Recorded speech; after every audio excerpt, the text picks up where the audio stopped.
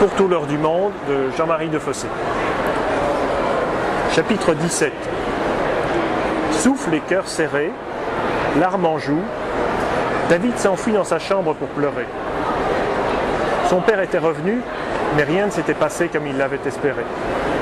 La musique s'était brisée. Le petit Tom pensa à son grand-père, il pensa à son ami loup. Il pensa si fort qu'un vent coulis vint lui susurrer à l'oreille que son père n'était pas mauvais. Simplement, depuis toujours, il avait peur de la forêt.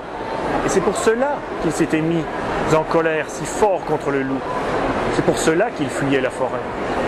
Il n'avait jamais compris que, pour les cœurs purs, la nature est comme un repère, un second père, une école de longue vie, une amie.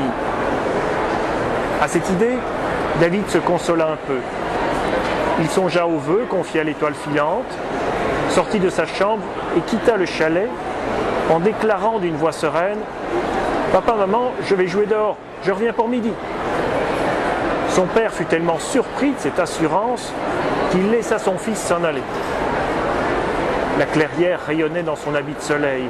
Les oiseaux n'avaient pas chanté en vain. Chaque matin d'hiver, ils avaient appelé la lumière. À présent, les jours rallongeaient.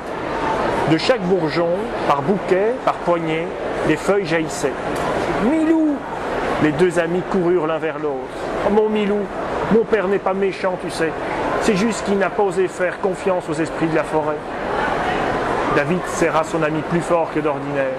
« Il m'a interdit de te voir, mais c'est une mauvaise règle. Les mauvaises règles ne comptent pas. Et puis, il n'en saura rien. Il a trop peur de la forêt. Même avec sa Winchester, il n'osera pas y entrer. » Le petit homme posa un regard déçu sur ces tas de bois et dit « J'aurais tellement aimé qu'il voie tout ça. »